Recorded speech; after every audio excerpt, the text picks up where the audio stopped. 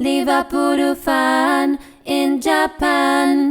Hello YouTube, Liverpool Fan in Japan here, the Miyazaki man Sai. I'm at Anfield of the East in Miyazaki, and hearing Gary Neville say that Liverpool are far behind Arsenal and Manchester City, I thought it would only be right to make this video around how Man United are totally mid and Gary Neville is deluded. So let's get into it. So Gary Neville based this claim on Liverpool versus Wolves, a one-off match in which Liverpool won, scrappy albeit, and went to the top of the table with the highest goal difference in the Premier League.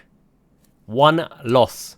The odd goal conceded against Milan, Forest and Wolves. Wolves of which was a sloppy one conceded.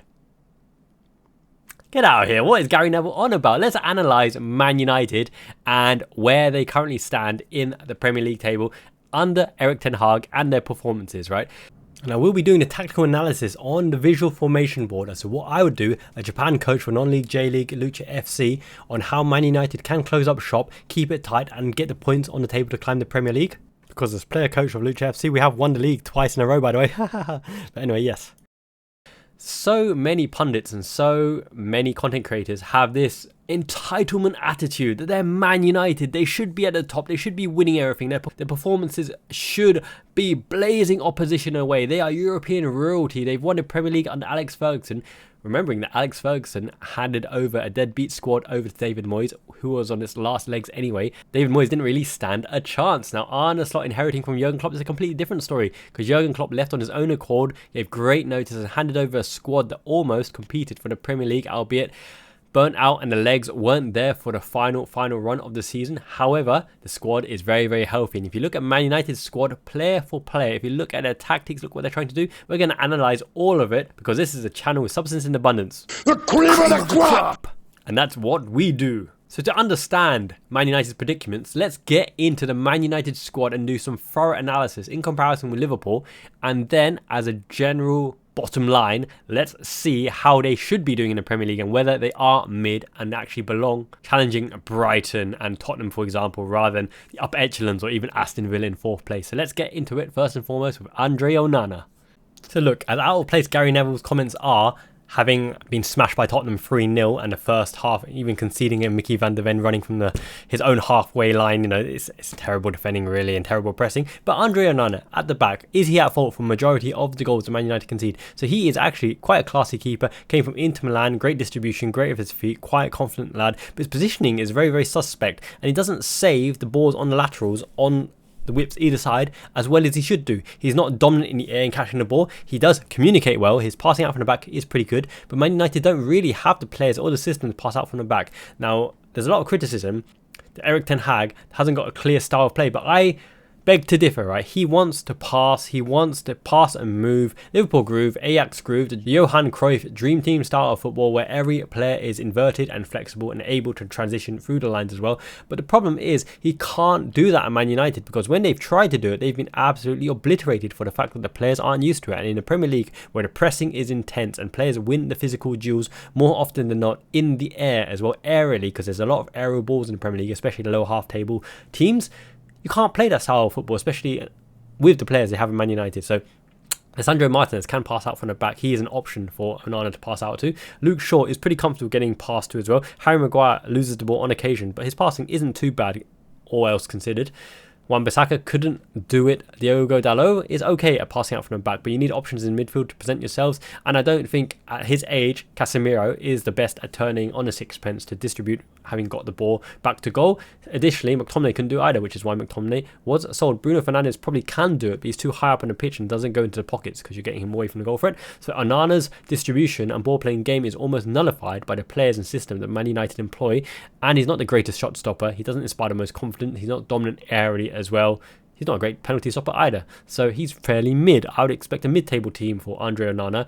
But if the system was designed to suit him, Barcelona for example, even a Liverpool on occasion, he might be a 7 out of 10, 8 out of 10, but I'd say 6 out of 10 for now, so he belongs to a mid-table kind of team. Let's look at Luke Shaw, permanently injured, reliable, steady Eddie, can play centre-back as well, up and down the lines, always injured though, so because he's injured, he's not available, you can't utilise him. 6 out of 10. Mid-table team, backup player at best. Diogo Dalot can play both sides. New contract, left back, right back, versatile. He's not the most attacking threat. He's not the most defensively solid, but he's okay on both sides. He's reliable. He would be a backup player for a team like Liverpool or Arsenal or Manchester City. He's not that class right back or left back that will get you up the table. So he's fairly mid as well. Harold or Maguire. So Harold or Maguire, the YouTube superstar making everyone laugh. Highlight reels galore. Controversial to say the least. He's a good player in the right system. When you're under the cosh, dogged, balls coming in, he will defend with his body. He's a good defender, but he's slow as molasses. He overrates his ball playing ability and his ball carrying ability. He's solid, but only in the right system. Otherwise, he gets exposed. And when he's exposed, my goodness, is he exposed. 6 out of 10. Mid player. Matthijs de Ligt. High potential when he first broke into the scene, but I tell you what, his positioning is awful. He lunges in. He has high aggression, and he lunges in because of the fact that his confidence is shot, and he doesn't have the technical attributes as a defender to really hold the line and have a composure. He has to dive in and go with full throttle all body because he's actually technically limited. His passing is not the best. His interception and defending is mid, despite his high wages because he burst on the scene at Ajax, right? He's got leadership attributes, but he's not even in the starting lineup for the Netherlands, right? He is mid. Stefan de Vrij, Van Dijk are ahead of him. Even Nathan Ake is probably better than Matthijs de Ligt in all honesty. He's mid. De Ligt is mid and overpaid. Licha, Lisandro Martinez, quite short, but he leaps like a salmon, like Endo. Decent in the air, great ball playing ability. Fitness is a bit iffy as well. Good technical player, but he's not the one that's going to elevate that defence, especially with all the other bodies in there. I think he could play for a higher team. I do think he could play for a higher team and he'll be in a rotation as well. He's not worse than, let's say, Mickey van der Ven, for example. Even though van der Ven is huge and fast, I'd put them on equal footing. But he wouldn't get in the Liverpool team, and he wouldn't get in the Arsenal team, and he wouldn't get in the City team either. So I put him just above mid. Good player, but not a spectacular player.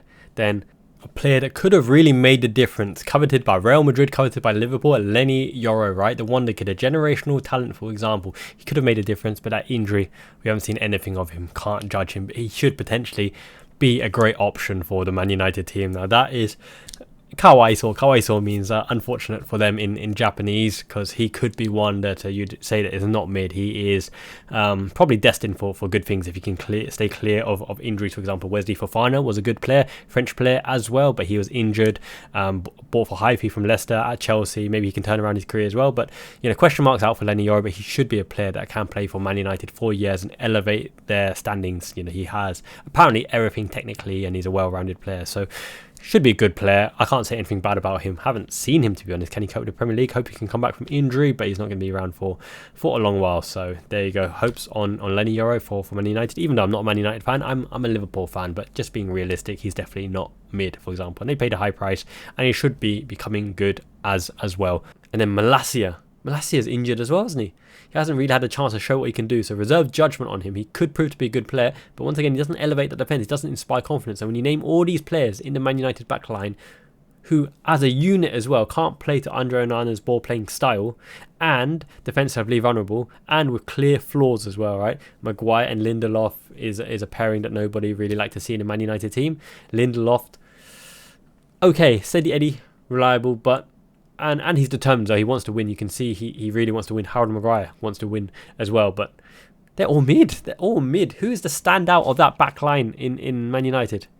It's probably Lisandro Martins, isn't it, in all honesty? And what can you say? Mazraoui is a good player. He is a good player, but he gets injured a lot. When he does a good performance and backs up with another good performance, he gets injured and he takes a while to come back as well, which is why Bayern Munich probably sold him. He's a good player. He's actually maybe one of the most talented players in Man United's back line.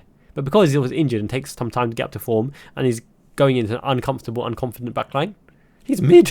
What can you say? That whole backline in Man United is mid, and you don't win anything if your defence is so shaky. You can win after one-off games, and people are right in saying that Man United are a team of moments and build up those moments into a collective, but they have no consistency, and they don't deserve to win, and they don't deserve to go on the front foot and press, because their press is kind of weird. They have this mid-range press where they play half court, and when the players come into that centre circle, the first line of midfield presses, but should be led by the front two, Xerxes, for example.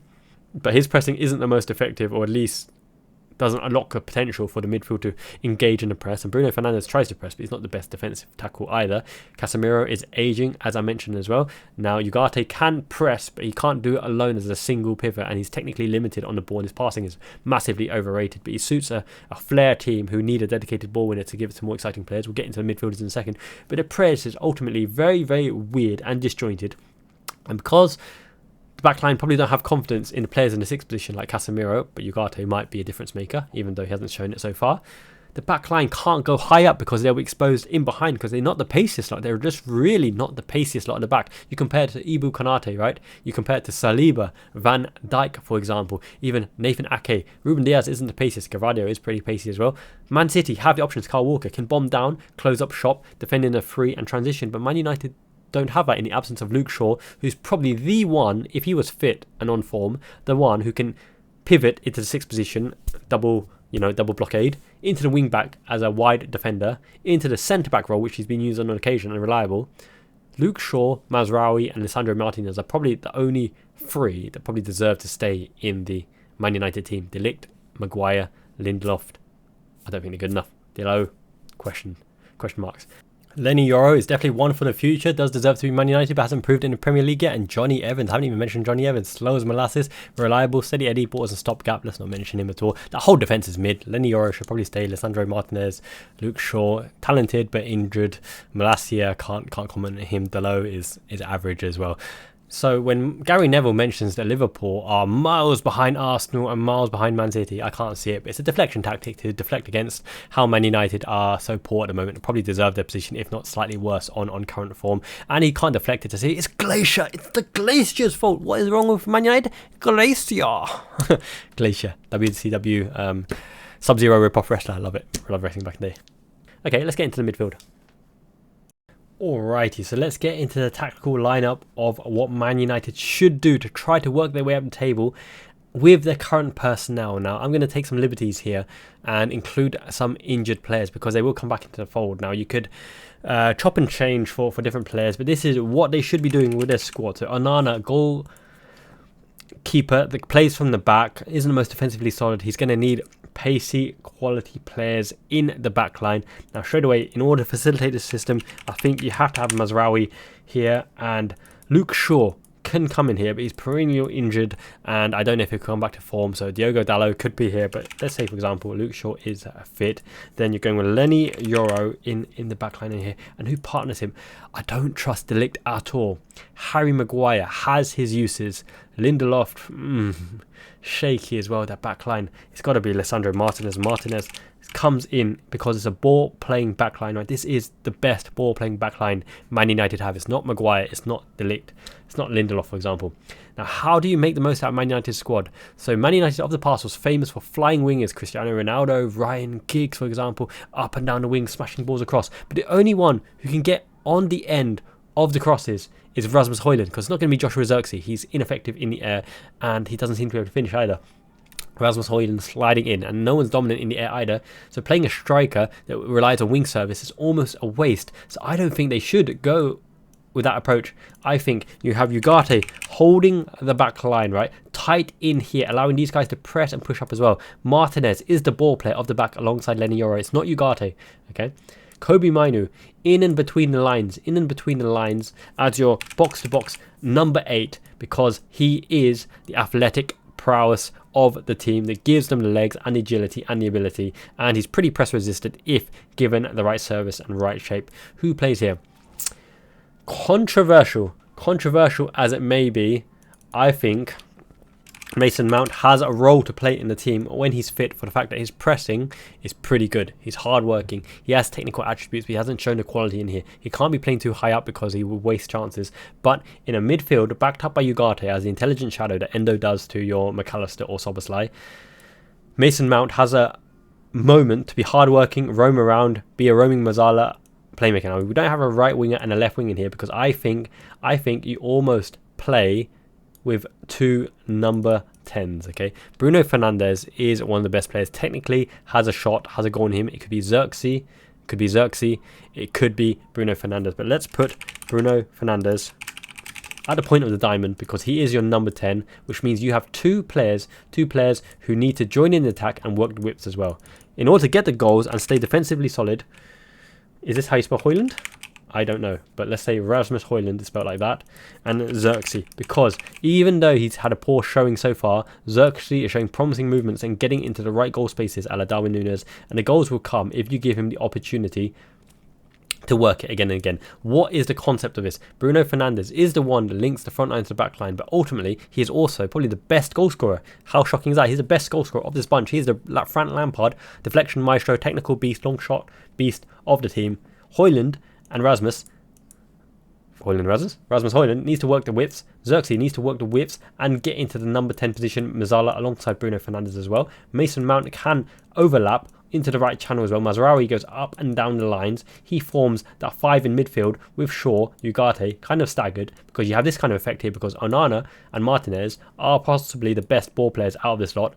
Unconvinced by Lenny Yoro, let's see how he does, but he is a technical marvel as well, apparently. Ugarte gives the short balls to all the prominent ball playing players, right? All the prominent ball playing players. Mainu covers alongside Ugarte, but on occasion fills the role vacated by Bruno Fernandes because even though Ten Hag starts Fernandes out wide on occasion to cut inside and shoot cross goal, he can be facilitated by Højlund going out wide and Bruno Fernandes doing a Gakpo kind of thing where he can shoot across or shoot with long range and Xerxes poaching, okay? Because these guys are to facilitate Bruno Fernandes, who's the highest goal scorer, giving Mazraoui the width. When you overload one side, the threat is on the other side, and the threat is Mazraoui's delivery into a Højlund at the back post and a Xerxes diving in as well. I don't think Shaw is as good at bombing up and down, but he's defensively solid because he can even form the free at the back, allowing this kind of press here. This kind of press is oppressive in the way that you've got two ball players on the outside of the area, Fernandes and Xerxes, in order to facilitate the options there, and Mazraoui having the width as well.